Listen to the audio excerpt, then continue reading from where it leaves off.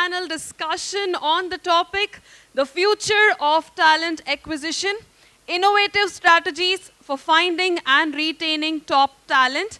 And to do so, I request our moderator, Mr. Devi Prasad Das, CHRO, Apollo Health and Lifestyle Limited, to please come upon the stage.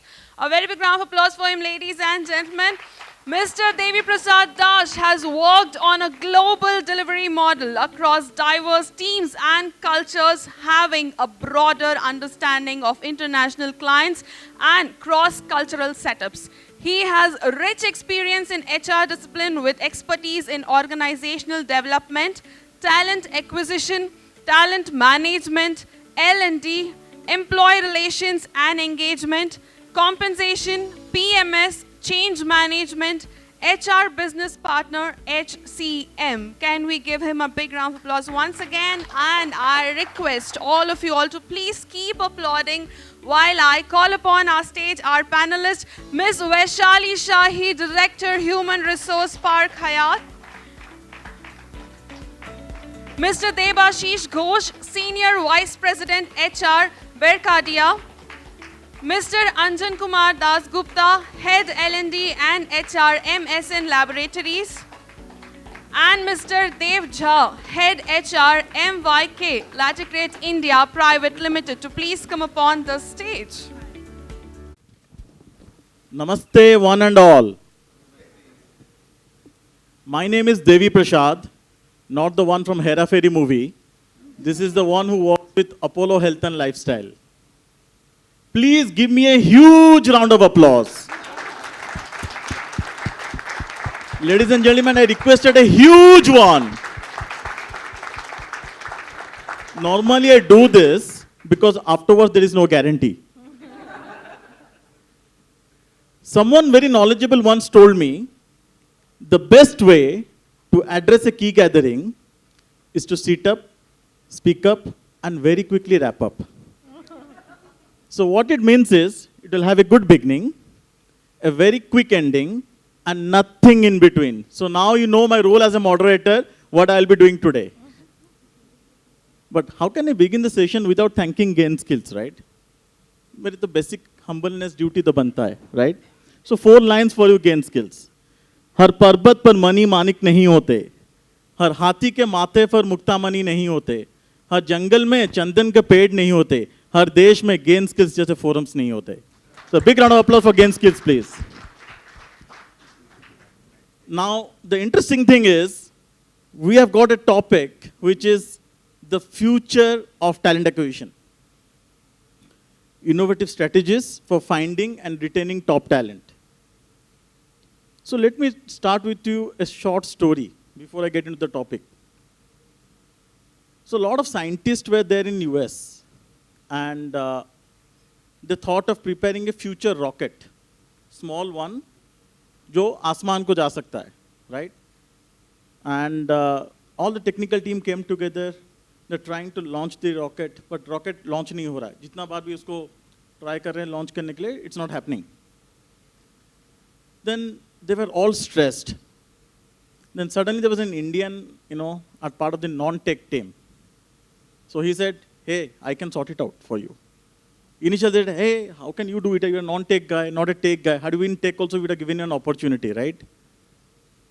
Then he said, no, at least you don't have an option right now. The best thing you can do is you can, use my expertise. They said, okay, take the rocket. तो उन्होंने rocket को लिया, थोड़ा घुमाया, नीचे किया, ऊपर किया, and बोला कि अब लगाओ. तो rocket चला गया. Then they are all curious. We tried for so long, we could not. How could you do it? बोलता है इंडिया में हम जब बाजाज चेतक स्कूटर था ना स्टार्ट नहीं होता था हम उसको पहले नीचे कर देते थे फिर उठा के किक मारते थे तो अपने आप गाड़ी स्टार्ट हो जाती थी so Indians are always ahead of futuristic thing so though we are going to talk about the future of talent acquisition Indians wherever they go they know how to adapt now before I start this session in a formal way I have a interesting question to all of you before I get in the moderators now there has been a very recent survey which says the number of people who are looking for jobs in the next 6 months. It says in Australia it is 41%, in Canada it is 38%, in Singapore it is 49%, in UK it is 33%, US is 40%. Any idea how much is in India? India, it is close to 70%. So I know the executive search recruiters will be in demand in this room today post my session. Please ensure that you have a good handshake with them. All right. So, little bit on the topic right now. The future trend in shaping talent acquisition is all about advanced AI and ML, digital transformation, data-driven decision making, gig economy, and flexible work.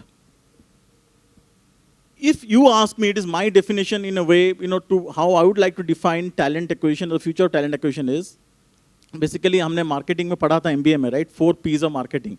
So let me define 4 P's in talent acquisition, easy for one and all.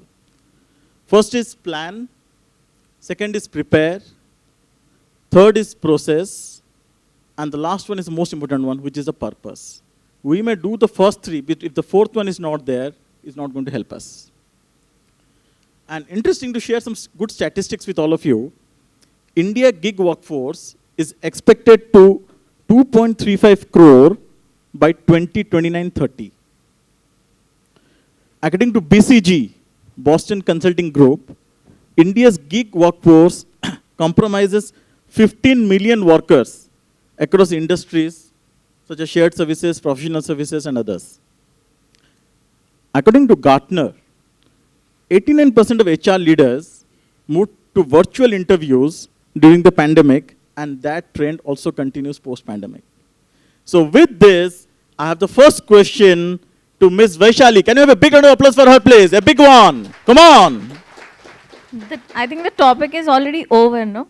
So the first question is, how has the landscape of talent acquisition evolved in recent years? And what key trends are shaping in future? So what are your thoughts on this, Vaishali? Yeah, sure. Thank you for the question. I think, thank you for the great start for the panel. Good morning, everyone. I'm Vaishali. I look after the HR at Park Hyatt, Hyderabad. So talking about the question, and when it comes to talent acquisition, I feel for last 2 decades, we've got a huge transformation of how we acquire the talent. When it comes to hospitality or any other industry, I think we do have people, but where the crux lies is the quality of hire. So what is important right now, or what is still being evolved is, of course, embracing AI, where we have a lot of digital transformations which is coming in, which is making it easy for recruiters to make an informed decision. At the same time, what I feel there's another thing to see is how we are making it a user-friendly experience for an employee, for a candidate to apply for a job. That is, I feel, we only get right candidate when we actually are able to reach to the right candidate. So that is something what has evolved in last 2 decades for us, especially in hospitality. That is how I look at it in hotels. However, what I feel is about future is coming to the quality of hire. It's now the key is in our talent management, is we have to create our talent. It's not going to be a ready-made talent available in future. We have to create ourselves. We have to create our pipelines ready, that we don't hire which are absolutely 100% ready, trained resource. We have to make them ready. So we hire 50% and we train them. We invest our time and training and resources, and then we prepare them for the future roles. That's how I feel the talent acquisition at Hyatt does. Also, what is new at Hyatt, I would say, and which we are very proud of, is we have set guidelines for our leadership team to acquire talent with certain strategies, where we are not only hiring talent, we are hiring talent after assessing their potential for the leadership roles, so that it's not today, it's always future. So I think that's how I look at the evolving talent acquisition. Thank you for the great response, and with your permission, if I can share an example on this. Sure. So let me share with you a short story, because stories always helps us to connect, right? So there was a person who was, who booked a Uber, right? And he was traveling in Uber, and the driver came. And during the, in Uber, the conversations happens. Like, जैसे कहते हैं ना, चाय पे चर्चा, coffee over a meeting. वैसे ही गाड़ी में ही बातचीत शुरू हो गई. And the person who was driving the car दिखने लगे कि थोड़े बुजुर्ग हैं. That means he is little old. And the customer with a lot of curiosity asked him, saying that, आपकी उम्र क्या होगी?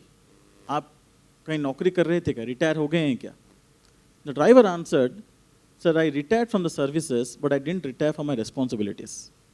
So what happened is, Uber gave me an opportunity which didn't look at my degree or certificate, neither my age, but it only looked at my skills. So based on which I got an opportunity to make a living. So what I'm trying to give a message here is the landscape has changing in terms of the way we are starting to look at things, right? So with this, I will get in the next topic, which is for Mr. Dev Jha. A big round of applause for Dev, please. Come on. What role does employer branding play in talent acquisition, and how can companies strengthen brand to attract top talent? Thank you. Good morning, everyone. So extreme right is Devi and extreme left is Dev. Right? We are the blessed ones. Yeah. Well, I think employer branding is play a very critical role, and as good as we all of us do in our life, right? If we are parents, we always think to enroll our kids in the best of the best school. This school has their own reputation.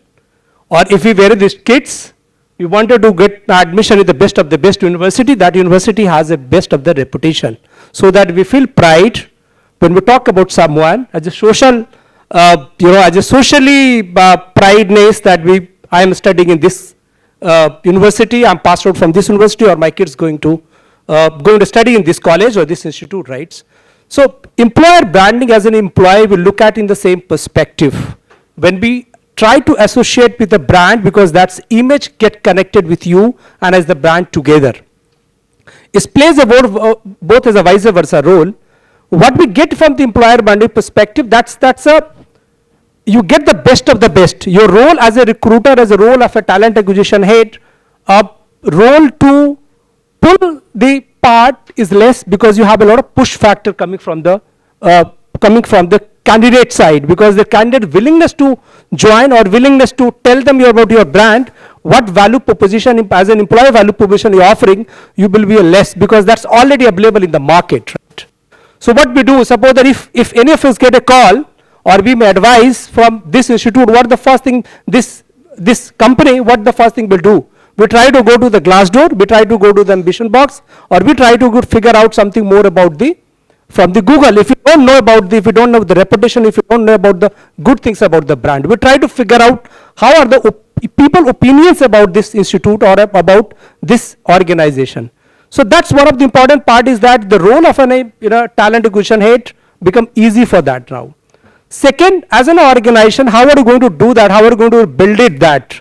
So employer branding is not something that you only when you pay high. Employer branding is something exactly what are you going to offer to the employees when the employee join the company. People, of course, not a compensation. There are the many surveys talked about that compensation is not the only criteria people look at. People look at much more beyond that, right? What are the things people look at? People look at more as a culture. People look at, well, where I will be valued in the organization, not if I join the company. So as an employee, as an employer, as an organization, you have to showcase these are the good things what you are doing in the practice in the organization. Having good thing is one. Telling to the world that you have these good things, that will be more easy for you to attract the talent from the market, which is even not actively looking passively. They are passive in the market. But if you have a good employer branding, or maybe if you have a good employee value proposition, you will be able to attract the best of the talent from the market, right? Thank you, Dev. What Dev said is spot on, because according to LinkedIn, 75% of the applicants look at the employer brand. But more than, when we talk about branding, one thing is also equally important. And let me tell you in this form a short story to all of you. A father and daughter, were playing in a seashore. And suddenly a big wave came in. The daughter is around 7, 8 years of age. And the daughter is telling to the father, Papa, don't worry, you will not get drowned. The father with a lot of curiosity asked, how come beta? Because I am holding your hand. it's not the company is holding the employee's hand, it's the employee is holding the employer's hand. I think that's a shift of mindset, shift of change. I think that's what is required in today's world. So, Debashish, can you have a big round of applause for Debashish, please? A good friend of mine, a ladder one. Debashish, what is your view in terms of employer branding in talent acquisition, and how can employees strengthen their brand to attract top talent?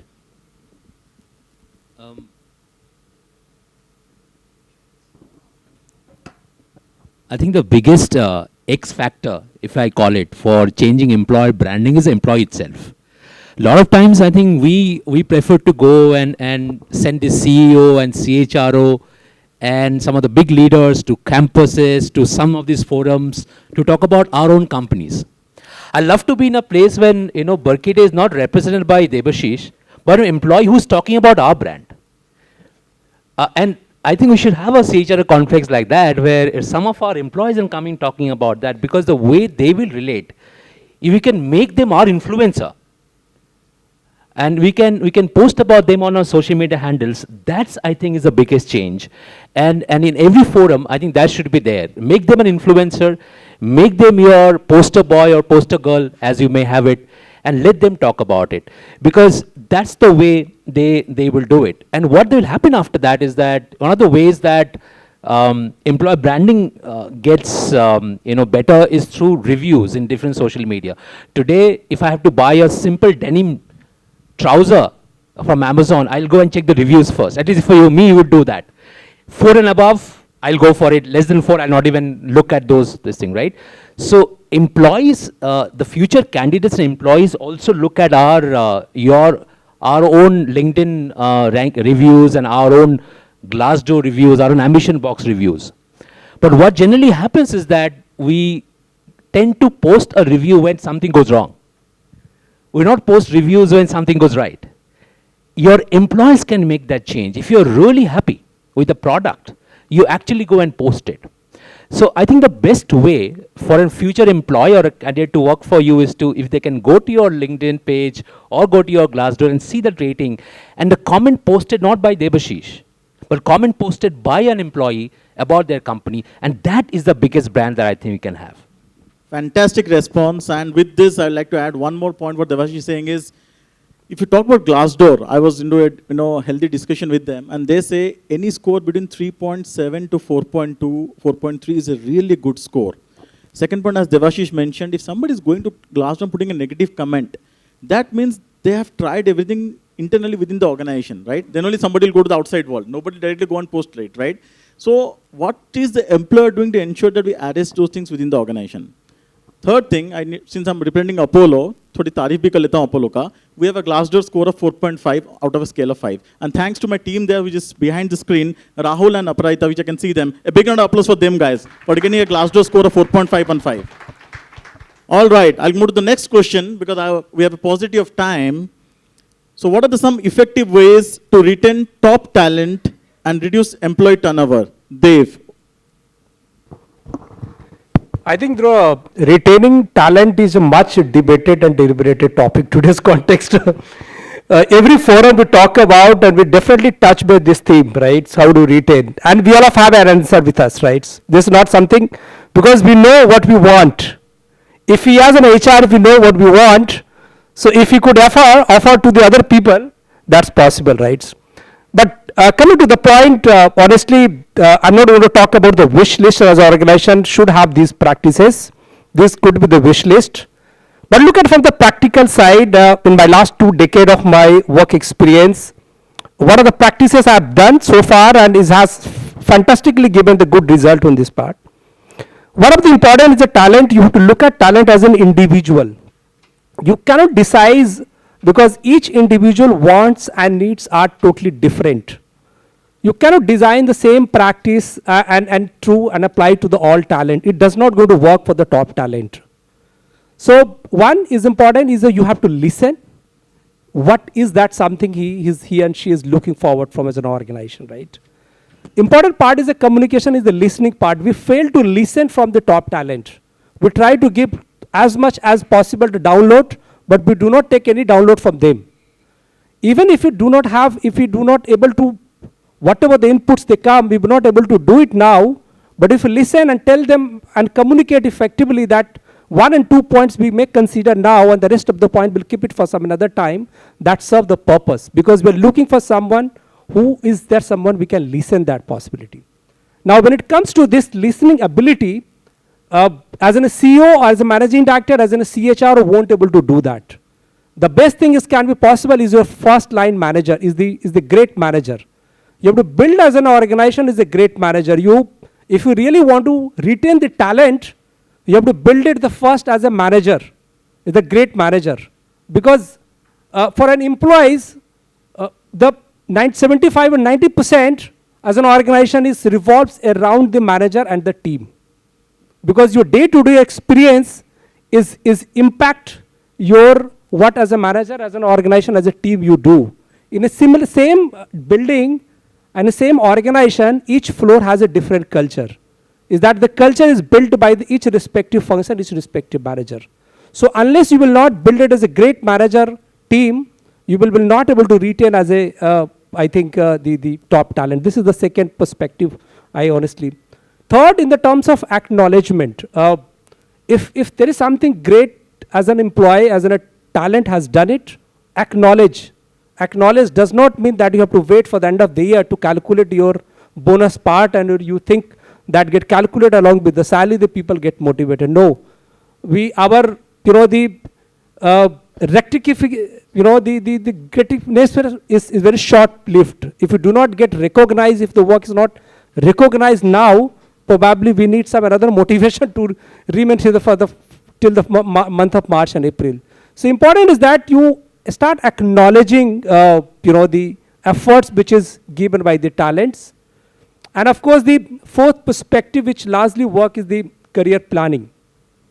If you have a talent and if you do not have a career planning for them, if not today, maybe for the next year, 2 year, 3 year down the line, you will probably is going to miss out the talent part. Because the opportunity to learn and opportunity to grow is the something that everyone looking forward for that.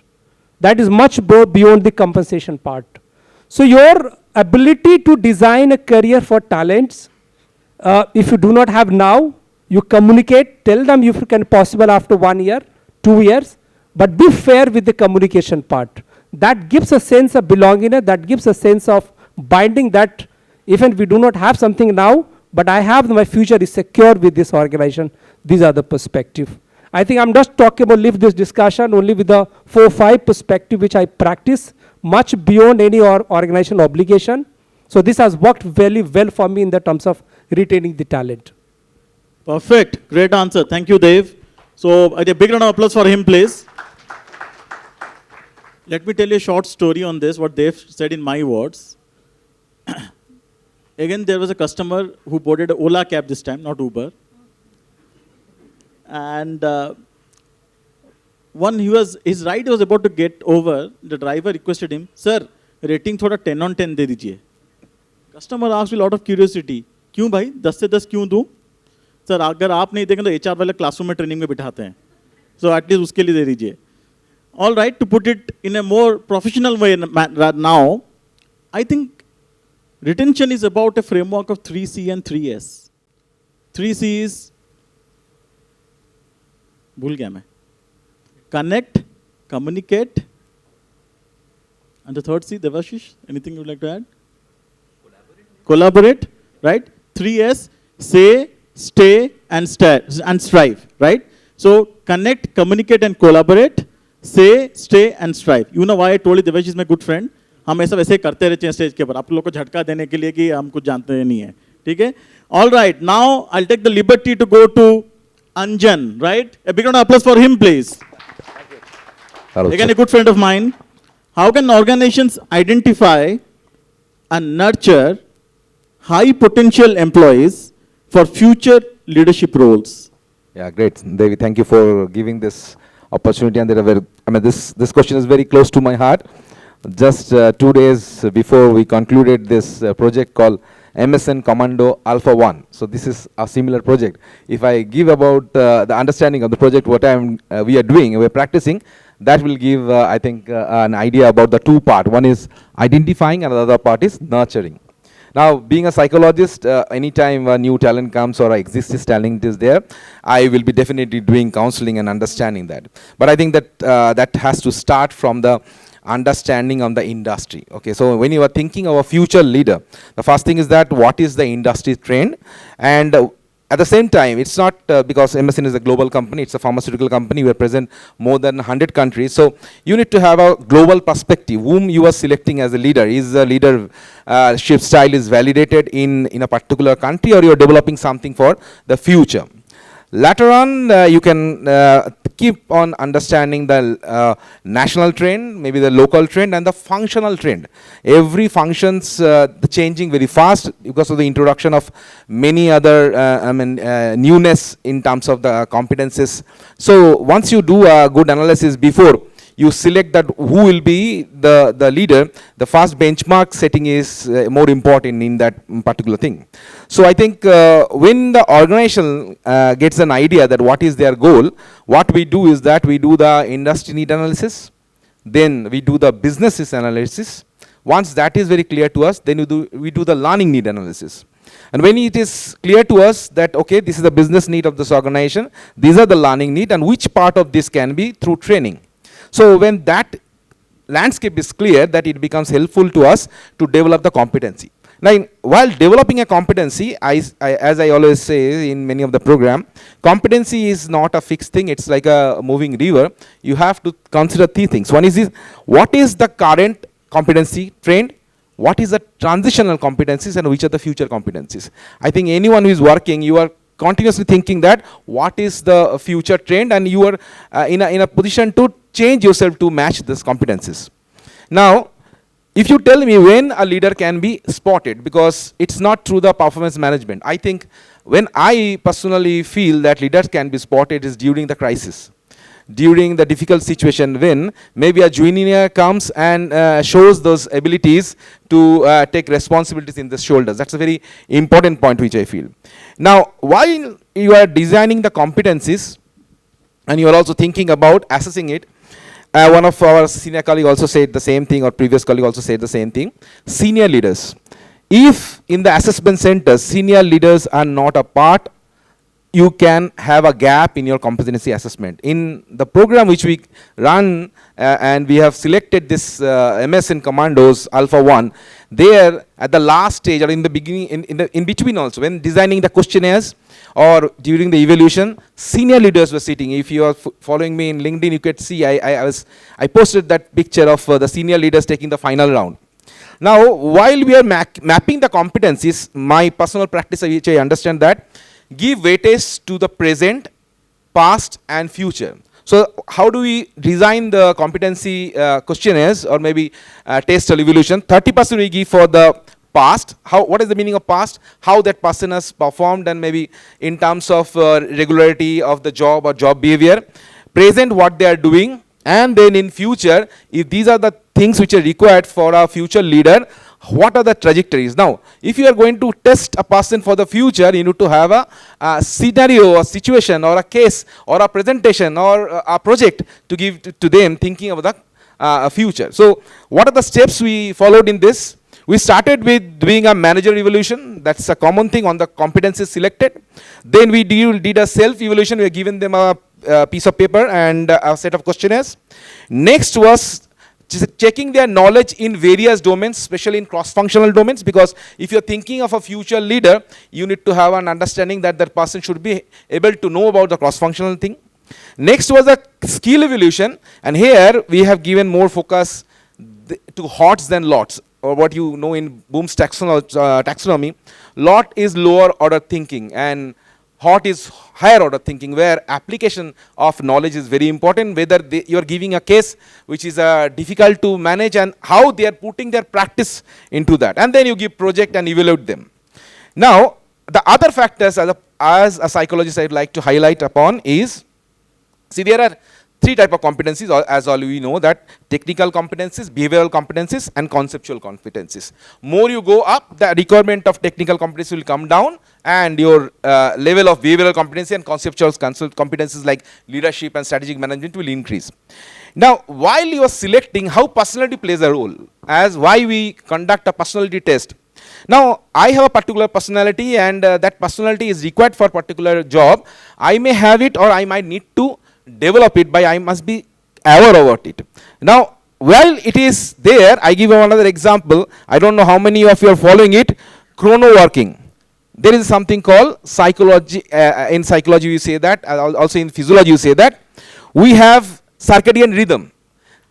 I am sure some of you will like to study more in the night. In your college days or in your school days, you might have studied more in the night. And some of you felt that I can study better in the morning. It is called chrono working. When you are selecting a person, for me, when I select a person, definitely for the US market, I take a person who has more ability to or more flexibility to be awake and alert in the night. So that's something which need to also consider.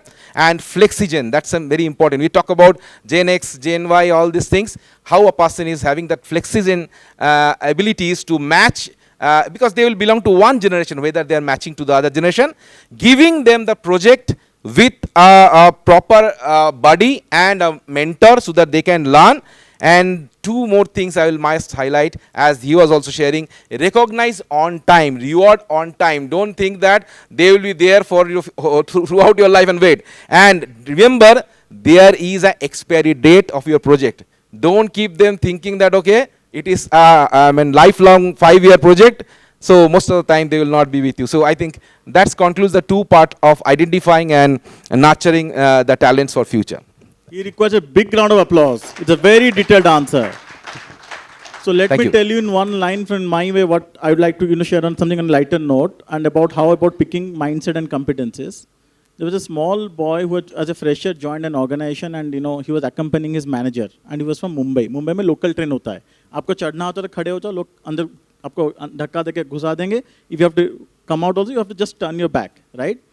So उसी चढ़ने के वक्त what happened is, out one of his slippers or chappal, वो slip हो गया, and it went inside. Then the manager asked, what will you do? And he said, not to worry sir, मैं दूसरा वाला चप्पल भी फेंक देता हूँ. जिसको मिलेगा वो pair करके पहन पाएगा, right? So at the end of the day, your real test doesn't happen only within the organization. It also happens how you are an individual. You're also displaying yourself outside the organization as well. So with this, I'll come to Debashish. The last question: how important is candidate experience in the recruitment process, and what steps can an organization take to improve it? Yeah, again, a very, very broad subject. A lot of technology is available on that one. But I think a couple of things that we are focusing on is, when you talk about candidate experience, your candidates are not only people who are newly coming to you, it is also people who have worked with you before. There is a huge talent market available for your alumni. Now, all the colleges of alumni, you have alumni of your own colleges. What we tend to forget sometimes is that your ex-employees, keeping them warm and keeping them having the right experience is a huge talent market, in a market where your skills are very niche. If you are hiring for talent which are difficult to get, your best talent market are people who have worked with you before. And we actually have a platform that works like a Facebook of a channel between your ex-employees and yourself. And we keep on posting about Berkadia, about our jobs, about what you are doing, about our growth or opportunities they can have. There are also people who have taken a career break and they can come back to us. Because end of the day, when you talk about candidate, you're talking about sourcing a certain talent pool which will be attracted to work with you. If you lose about 15% of your headcount every year as an attrition, if you get just 5% back, these are trained resources. They can come and hit the ground running immediately, most of them. Imagine with that kind of experience, what kind of game changer can you have? I think that is one thing that is extremely important.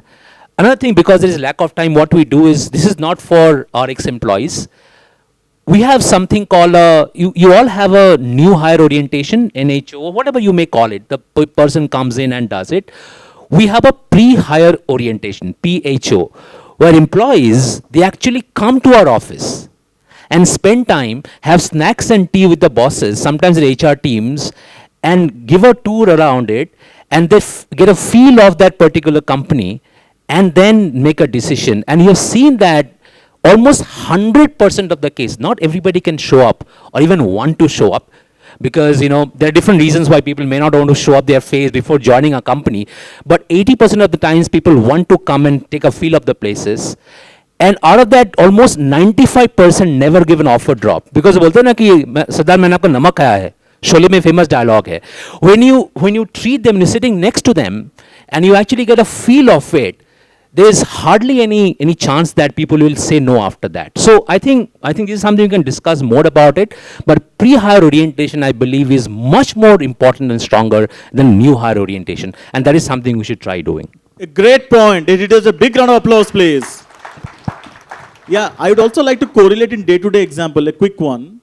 See, nowadays, when you want to book a ride, let's say, अगर हम cab का example फिर से लेते हैं, what is the expectation? कि I need to go from, let's say, from here to Apollo Health and Lifestyle, for example, right? I'm booking a cab. But when the cab comes, my mind is changing from moving from this place to Apollo Health and Lifestyle. Instead of, I'm looking at, is the driver talking to me nicely? Is the cab clean? Did he come on time? So the experience part is changing from exactly what we want to a whole 360 degree, right? So the candidate experience is also changing today. Though they want a job, but more than the job, they want the total 360 degree, right? So with this, I'll conclude what we spoke till now. Maybe just to add what Debashish mentioned about the candidate experience, right? So we as an HR, I think I'm also on the fault on the side as well, because what is generally we do, we start focusing on the candidate who got shortlisted. And we don't even look back to the people who was not shortlisted, right? So look as an individual, what experience we are gaining. Suppose that we appeared for the interview, multiple round of interaction has happened, and the last minute we started calling to the either consultant or the HR talent acquisition, they are not even attending the call, they are not even giving the call feedback whether my candidature is in the process or not, right? The fact of the matter, even if not shortlisted, that's different, because that's a different requirement. But one line of communication to the candidate who's not shortlisted, that these are the reasons. I'm not talking about you have to, even for generic communication, right? Sending that, for the time being, we're not considering your candidates, we'll look at the future. That gives you a lot of sense of your mind that you have to move ahead. You don't have to wait for the hope for that. That is one experience and something that is actually changing. And that is what employer branding context is talking about, because employer branding is not only talking about your employees who been the organization, also the employees potential who has not been shortlisted, or maybe today, what tomorrow will works about that. I think these are something which plays a very critical role in developing a right ecosystem.